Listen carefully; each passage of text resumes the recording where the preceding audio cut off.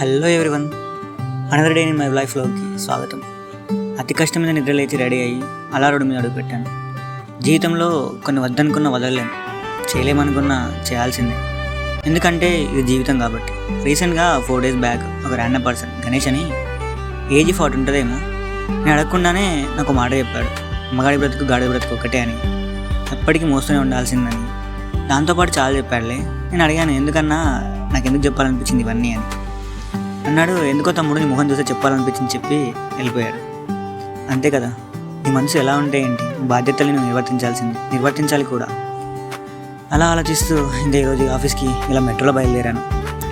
Office టైమింగ్స్లో metro ఎక్కాలంటే ఒక యుద్ధమని చెప్పాలి. నిలబడడానికి ప్లేస్ ఉండదు, కానీ వెళ్ళాలి, ఇంకా తగ్గేదేలే అన్నట్టుగా ఎక్కేసాను.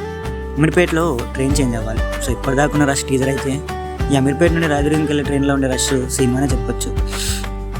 నువ్వా నేనా అని పోటీపడి ఎక్కిపోతూనే ఉండాలి. ఏం లేదు, టైంకి ఆఫీస్కి వెళ్ళాలంటే నువ్వు కూడా తోసుకుంటే ఎక్కాల్సిందే.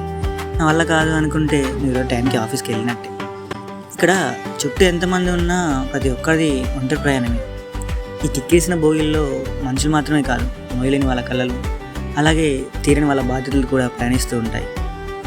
వాళ్ళు అలసటిని దాచి నవ్వుని ముసుగేస్తూ మరో రోజు కోసం ఈ నగరపు వేగంతో పోటీ పడుతూనే ఉంటారు. అలా ఆలోచిస్తుండగానే నా స్టాప్ వచ్చేసింది, అదే ట్రైన్ చివరి స్టాప్ కూడా. అలా దిగేసి టికెట్ స్కాన్ చేసి ఇలా ఆఫీస్లో అడుగుపెట్టాను. అలా వలించేసరికి ఇలా ఆఫ్టర్నూన్ అయ్యింది. వచ్చి పార్క్లో కూర్చొని ఆలోచనలతో మౌనంగా మాట్లాడసాగాను. ఇక్కడ కనిపిస్తున్న రాయి పైన ఎన్నోసార్లు ఒంటరిగా నాతో నేను ఉన్నాను. ఎవరికి తెలియని నా చాలా సీక్రెట్స్ ఆ రాయికి తెలుసు. అలా ఆఫీస్కి వెళ్ళి టైం చూసేసరికి 7 అయిపోయింది. ఇంకా లావర్ చేసి మళ్ళీ మెట్రో దగ్గరికి పరుగులెత్తాను. అలా మళ్ళీ ట్రైన్ చేంజ్ అయ్యి నా స్టాప్కి వచ్చేసాను. మనసులో కాస్తంత భారం ఉన్న, కళ్ళల్లో భవిష్యత్తు తాలూకు ఆశలు ఉంటాయి. ఈరోజు కూడా మనం యుద్ధం గెలిచాం, రేపటి పోరాటానికి మళ్ళీ సిద్ధం అవ్వాలి. ఇంతే జీవితం. మళ్ళీ రేపటి రోజుతో మరికొత్త కథతో కలుద్దాం.